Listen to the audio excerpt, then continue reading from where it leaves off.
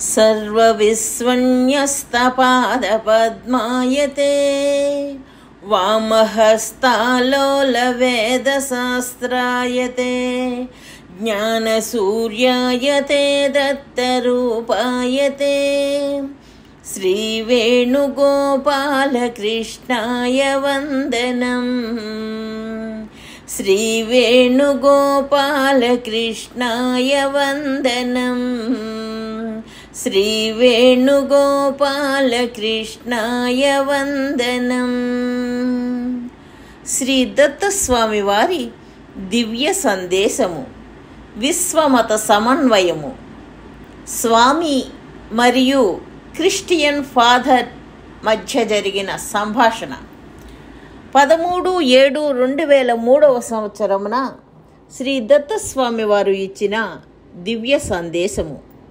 ఒకసారి స్వామి నరసరావుపేట విజయవాడ రైలులో ప్రయాణించుచున్నారు.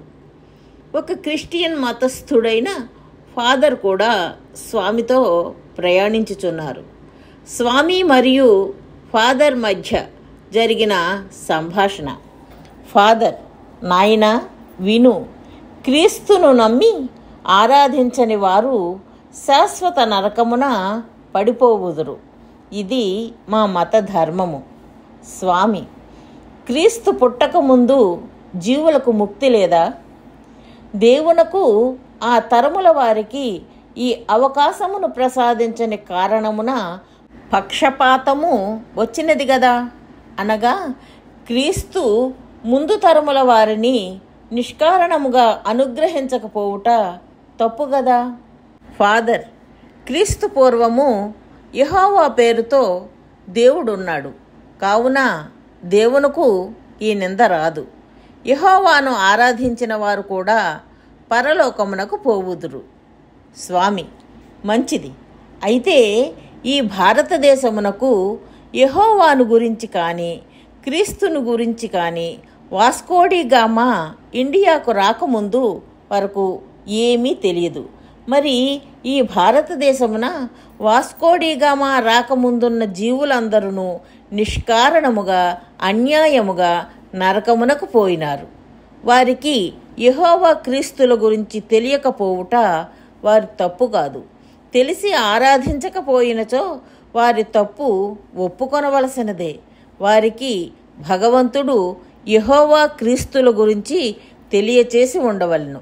అనగా ఒక చిన్న దేశమునకే కాక అన్ని దేశములనున్న సర్వజీవులకు యెహోవా క్రీస్తుల గురించి ఎలా తెలియబడలేదు? ఒకేసారి కేవలము ఒక దేశమునకే యెహోవా క్రీస్తుల గురించి ఎలా పరిమితమైనది? ఆ దేశము వారికి అవకాశము ఇచ్చుట దేవుని పక్షపాతము కదా. మీ సిద్ధాంతమున జీవునకు పునర్జన్మ లేదు, కావున భారతదేశమున ఆనాటి తరములందరూ యెహోవా క్రీస్తుల గురించి తెలియక అన్యాయముగా నరకమున పడినారు. పోనీ మరలా భూమిపై జన్మించి యెహోవా క్రీస్తుల గురించి ఇప్పుడు తెలుసుకొను అవకాశము కూడా లేదు కదా. ఏలననగా వారికి పునర్జన్మ లేదు కదా. కావున మీ వాదము దేవునకు పక్షపాతము అంటకట్టుచున్నది అనుట నిస్సంశయము. ఫాదర్: సరే, దేవుడు పక్షపాతము కలవాడన్న వాదము మీ మతమునకు అంటక తప్పదు. ఏలననగా మీరు నారాయణుడు కృష్ణుడు తెలియని వారు నరకమున పడుదురని వాదించుచున్నారు గదా. విదేశములకు పాతకాలంలో నారాయణ కృష్ణుల గురించి తెలియక నరకమున పడినందున మీ దేవునికి కూడా పక్షపాతము వచ్చినట్లే కదా. స్వామి: మంచి ప్రశ్న వేసినావు. క్రీస్తు యెహోవాల గురించి తెలియని వారు నరకమున పడుదురని వారు వీర క్రైస్తవులు. అలానే కృష్ణుడు నారాయణుడు గురించి తెలియని వారు నరకమున పడుదురన్న మా హిందువుల శాఖ వారు వీర వైష్ణవులు. ఈ రెండు మతముల వలె వీరశైవులునూ ఉన్నారు. వీరు శివుని ఆరాధించకపోయినా నరక ప్రాప్తి అని వాదింతురు. హిందూ మతములో వీరశైవ వీర వైష్ణవ మతముల వారు ఇట్లే కలహించుకొనుచున్నారు. హిందూ మతము ఒక చిన్న విశ్వముగా ఉన్నది. హిందూ మతములోని అవాంతర మతములగు శైవ వైష్ణవ మతములలోనే ఏకత్వమును చూడలేని వారు ప్రపంచ మతములలో ఏకత్వమును చూడగలరా? ఇంటిలోని గోడలను పగులకొట్టి ఇల్లు మొత్తము ఒకే హాలు చేయలేని వారు ఇండ్ల మధ్య గోడలను పగులకొట్టి అన్ని ఇళ్లను ఒకే ఇల్లు చేయగలరా? కావున ఈ వీరమతములన్నీయు దేవునకు పక్షపాతమును తెచ్చుచున్నవి. కానీ దేవుడు నిష్పక్షపాతి అని నిరూపించుటకు ఒకే ఒక మార్గమున్నది. అది ఏమనగా, అన్ని కాలములందును అన్ని దేశములందును ఒకే దేవుడు భిన్న రూపములతో వచ్చి ఒకే జ్ఞానమును బోధించియున్నాడు. కావున ఆ జ్ఞానమును అనుసరించిన వారు అన్ని కాలముల అన్ని దేశములలో ముక్తులగుచున్నారు. అనుసరించని వారు అన్ని కాలముల అన్ని దేశముల నరకమున పడుచున్నారు.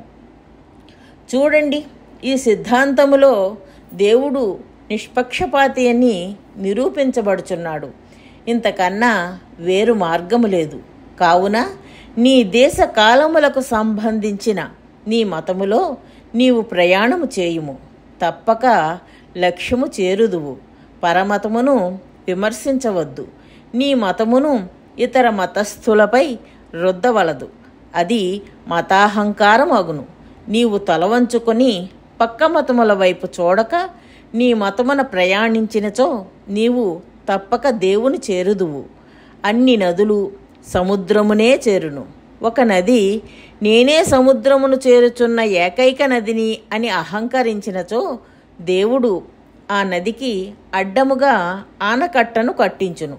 ఆ నది తప్ప ఇతర నదులన్నీయును సముద్రమును చేరును. నీవు నీ మతములో ముందుకు పోతే లక్ష్యమును చేరగలవు. అట్లు కాక అడ్డముగా పరమతములోకి పోతే ఆ మతములో లక్ష్యము నుండి అదే దూరములో ఉంటావు. నీ మతమును స్తుతించుము, కానీ ఇతర మతమును నిందించకుము. దేశకాల భేదము వలన భాషా వ్యవహార సంస్కారములు మారుచున్నను మానవుడు ఒక్కడే. అలానే అన్ని దేశములందు అవతరించిన అవతారములలో కూడా దేశకాల భేదము కనిపించినను దేవుడు ఒక్కడే. అలానే దేవుని చేరు మార్గములైన మతములలో క్రీస్తు ఎలా భక్తుల పాపములను తాను భరించి జీవులకు పుణ్యఫలములనిచ్చు దయామయుడో, అలానే కృష్ణుడు కూడా కుచేలుని పాపఫలమగు దారిద్ర్యము తాను తీసుకుని తన సంపదనంతయును భక్తుడగు కుచేలునకు ఇచ్చుటకు సిద్ధపడలేదా? అహం త్వా సర్వ పాపేభ్యో మోక్షయిష్యామి అనగా ఆ మీ పాపములన్నింటి నుండి మీకు విముక్తినిచ్చుచున్నాను అని అనలేదా? కావున క్రీస్తు అయినా కృష్ణుడు అయినా కరుణాతత్వము ఒక్కటే. దత్తావతారములన్నీయును భక్తుల పాపకర్మ ఫలములను ఆకర్షించుకుని తాము అనుభవించి భక్తులకు సౌఖ్యమును కలిగించుట అందరూ చూచుచున్నారు కదా. స్వామి తన భక్తుల రోగములను ఎన్నిసార్లు తనపై ఆకర్షించుకుని అనుభవించుట స్వామి భక్తులమైన మనము ఎన్నిసార్లు చూడలేదు? ప్రతి మతములోనూ జీవులు వివిధ స్థాయిలలో ఉన్నారు. ఆ స్థాయిలను అనుసరించి ఆ మతములోనే వివిధ బోధలున్నవి. ఆంధ్రాలో స్కూల్ కాలేజీ స్థాయిలలో సిలబస్లు తెలుగులో ఉన్నవి. తమిళనాడులో అదే స్కూలు కాలేజీ సిలబస్లు తమిళములో ఉన్నవి. రెండు రాష్ట్రములలోనూ స్కూల్ సిలబస్ ఒక్కటే. అలానే కాలేజీ సిలబస్ కూడా ఒక్కటే. ఏ రాష్ట్ర విద్యార్థి అయినా స్కూల్ విద్యార్థి కన్నా కాలేజీ విద్యార్థి గొప్పయగును. అలానే నీవు ఏ మతస్థుడవైనను నీవు స్కూల్ స్థాయిలో ఉన్నావా లేక కాలేజీ స్థాయిలో ఉన్నావా అనున్నది ముఖ్యము. తెలుగు స్కూల్ విద్యార్థి తమిళ కాలేజీ విద్యార్థి కన్నా గొప్ప కాదు. రెండు భాషలు సమానమే. అయితే స్కూల్ సిలబస్ కన్నా కాలేజీ సిలబస్ గొప్పది. తమిళ స్కూల్ విద్యార్థి తెలుగు స్కూల్లో చేరినంత మాత్రమున గొప్పవాడు కాదు.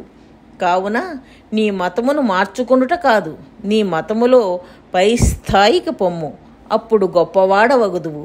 నీ తమిళ భాషలోనే స్కూల్ కాలేజీ రెండూ ఉన్నవి. నీవు తెలుగు మీడియంకు మారనక్కరలేదు. అలానే ప్రతి మతములోనూ ఆది నుండి అంత్యస్థాయి వరకును జ్ఞానమున్నది. ఈ సత్యమును తెలియకపోవటయే అజ్ఞానము.